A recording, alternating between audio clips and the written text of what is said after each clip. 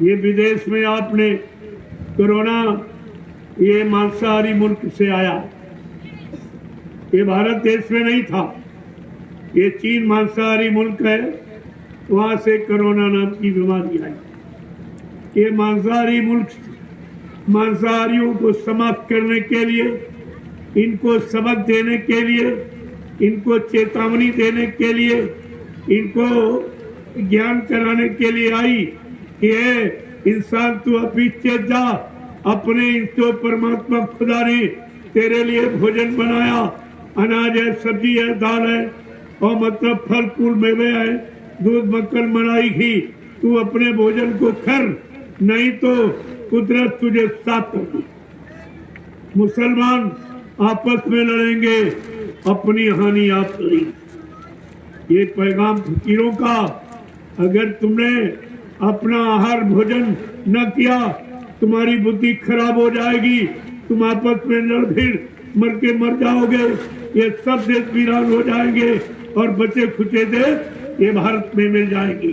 भारत एक अखंड देश होगा, अखंड देश होगा।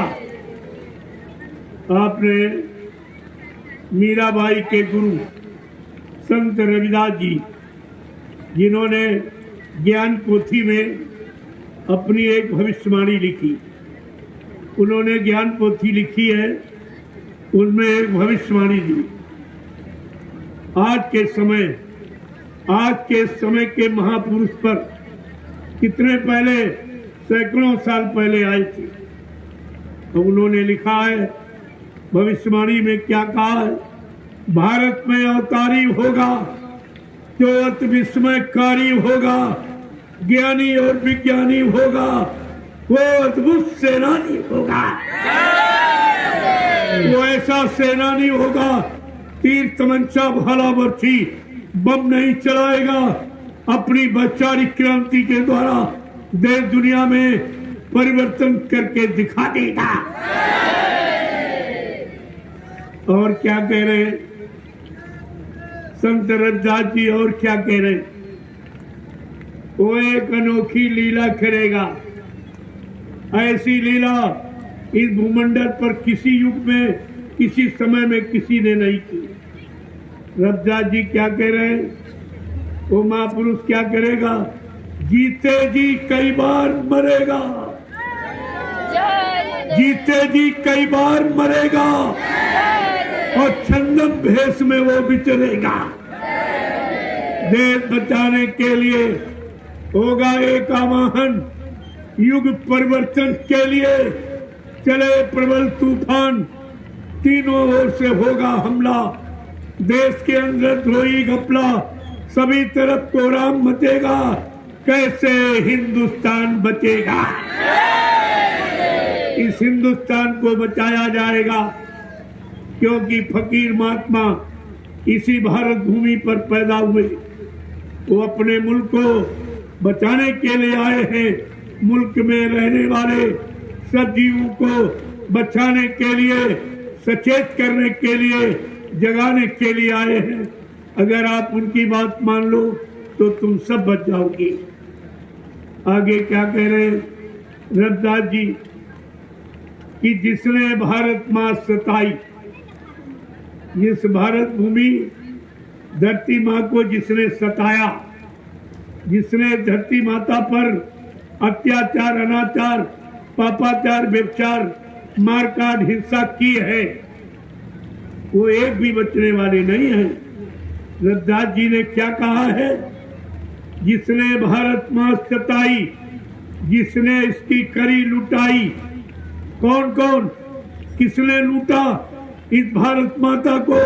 नेता, मंत्री और अधिकारी, इनको जान बचाना होगा भारी। अब इनको जान बचाना मुश्किल हो जाएगा। इन्होंने भारत भूमि को लूटा, भारत भूमि पर रहने वाले जीवों को लूटा, उनको परेशान किया, उनको ठगा, महंगाई के द्वारा, टैक्सों के द्वारा, कहा ये एक भी नहीं बची। क्या कह रहे हैं? ये संतवाणी है, ये अमिट है, इसे कोई मेट नहीं सकता। रविदास जी क्या कह रहे हैं? नेता मंत्री और अधिकारी इनको जान बचाना होगा भारी। ये भारी पड़ जाएगा, जान बचाना यानी मुश्किल हो जाएगा। आगे क्या कह रहे हैं? ये सब अपने अपने घर मकानों को छोड़ के भगेंगे, ये छिपेंगे। नेता मंत्री और अधिकारी जान बचाना होगा भारी, छोड़ सब मैदान भगेंगे। एक दिन ये सब भगने की तैयारी करेंगे, इसलिए इन्होंने विदेश में अपना अड्डा बना लिया।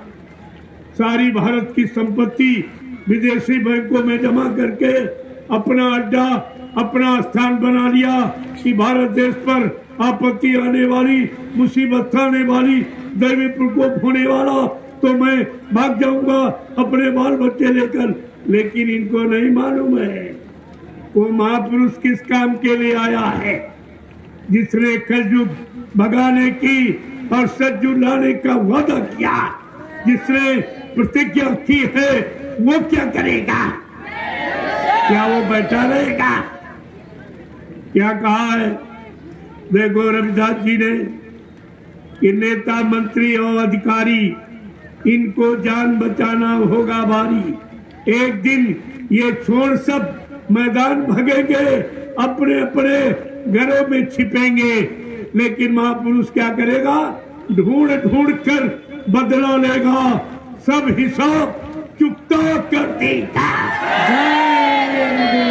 एक एक पाई का हिसाब। ये भारत की जनता की गाड़ी कमाई जो विदेशों में जमा कर दी, एक एक पाई का हिसाब देना पड़ेगा।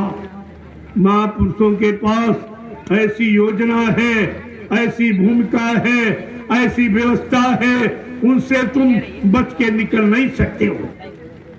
बाबा जी ने पहले ही कहा था, बच्चा मैंने एक ऐसा जाल बना के रखा कि छोटी बड़ी मछली कोई नहीं बचेगी जो फंसेगा, कोई नहीं बचेगी। आप ये मत सोचिए ये महापुरुष ऐसे नहीं आया, अभी तो आप समझी नहीं पा